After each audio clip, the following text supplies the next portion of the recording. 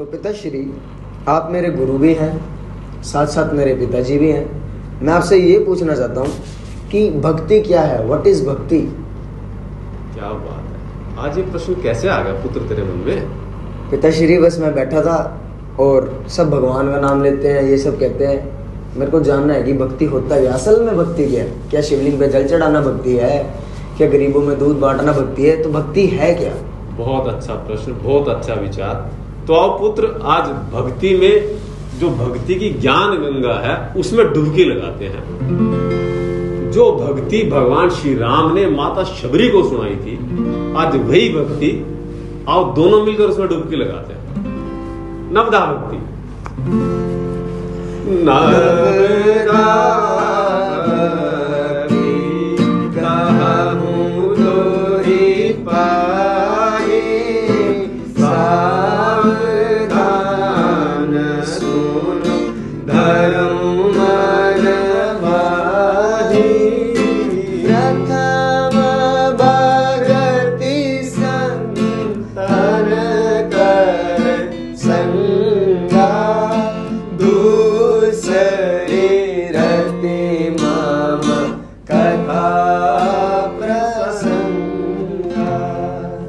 रामचंद्र जी कहते हैं कि हे माते, मैं तुम्हें नवधा भक्ति का वर्णन करने जा रहा हूं, इससे बड़ी सावधान होकर सुनो। पहली जो भक्ति है वो है संतों का संग करना, ये पहली प्रकार की भक्ति है।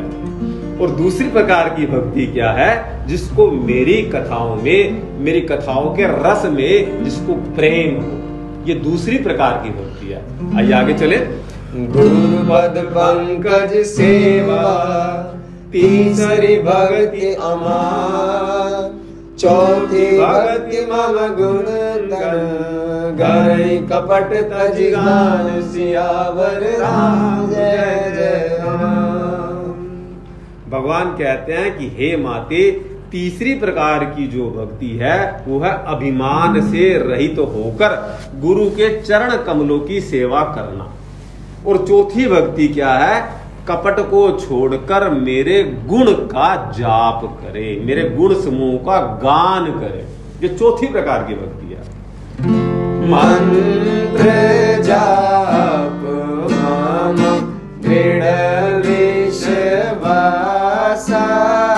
पंचम भजन सुवेद प्रकाशा, छठ दस सील बिरबे बहु कर्मा, निरत निरंतर सजन धर्मा।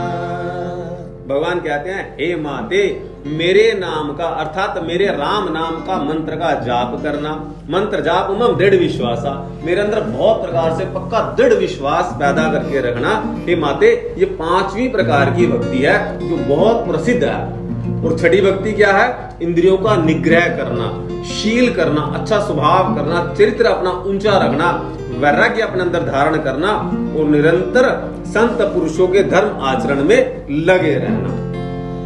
साधव समोहि मय जग देखा, मोते संत अधिक करि लेखा, आठव जताराव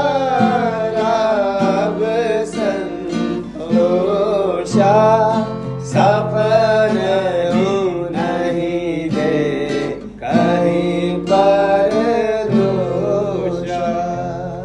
पुत्र केशव, इसमें तो भगवान श्री राम ने अमृत उड़ेल के ही रख दिया है।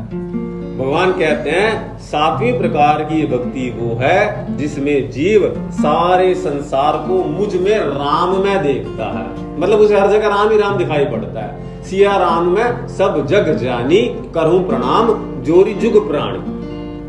और भगवान कहते हैं जो संतों को मुझसे भी अधिक समझता है वो सातवीं प्रकार की भक्ति है। और आठवीं भक्ति क्या है? हम सबको अपने जीवन में धारण करनी चाहिए। भगवान कहते हैं जो कुछ मिल जाए उसी में संतोष करना। जथा लाभ तथा संतोषा, सपनहु नहीं देखा ही परदोषा। भगवान क्या घोषणा करते हैं कि हमें स्वप्न में भी दूसरों के दोष नहीं देखने चाहिए, हमें दूसरों के गुण देखने चाहिए। अर्थात हमें दूसरों के गुण देखेंगे तो हमारे अंदर गुण आएंगे, और दोष देखेंगे तो हमारे अंदर दोष आएंगे। तो आइए नौवीं भक्ति में डुबकी लगाते हैं। नवम सरल सब सन छल हीना, मम भरोस हिय हर्ष न दीना। भगवान कहते हैं नवी भक्ति है सरलता, सिंप्लिसिटी, जो सबके साथ कपट को छोड़कर बर्ताव करता है, हृदय में भगवान का भरोसा रखता है, किसी भी अवस्था में अपने अंदर हर्ष और दैन्य का विषाद का ना होता है। तो भगवान कहते हैं हे माते, ये 9 प्रकार की जो भक्ति है, अगर ये 9 में से किसी के अंदर एक भी हो जाए तो उस जीव का कल्याण हो जाए। कैसे? नवमहु एकहु जिनके होए, नारी पुरुष सज राजर कोई, सोई अतिशय प्रिय भामिनी मोरे, सकल प्रकार भगति दृढ़ तोरे, जोगी वृंद दुर्लभ गति जोए, तो कहूँ आजु सुलभ भई सोई। भगवान कहते हैं हे माते, इन 9 भक्ति में से किसी के अंदर यदि एक भी कोई भक्ति पैदा हो जाती है तो हे माते, ये मुझे अत्यंत प्रिय है, और तेरे अंदर तो सारी की सारी ही दृढ़ है। इसीलिए जो गति योगियों को भी दुर्लभ है, वो गति आज तुझको बड़े आराम से सुलभ हो गई है। क्यों? मेरे दर्शन का फल ही ऐसा है। क्या फल है भगवान के दर्शन का?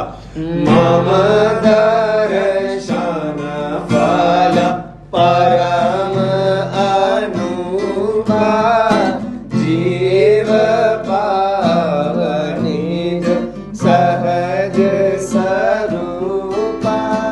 मम दर्शन फल परम अनुपा, जीव पावनिज सहज स्वरूपा, जीव पावनिज सहज स्वरूपा। भगवान राम कहते हैं मेरे दर्शन का ये बड़ा पवित्र परम पावन फल क्या है? जीव अपनी सहज अवस्था को प्राप्त हो जाता है। अर्थात ईश्वर अंश जीव अविनाशी, चेतन अमल सहज सुख राशि। इंसान तो सहज सुख का भंडार है। क्यों? क्योंकि वो भगवान का अंश है। उसने अपने आप को बेफिजूल में इधर उधर उलझा लिया है, इसीलिए वो कष्ट पा रहा है। अन्यथा वो तो सहज सुख का भंडार है। सुख तो उसके अंदर है, उसे बाहर कोई सुख तलाश करने की आवश्यकता नहीं है। तो आशा है आपको ये भक्ति का रस मिला होगा। बिल्कुल। ओके, ओके, धन्यवाद।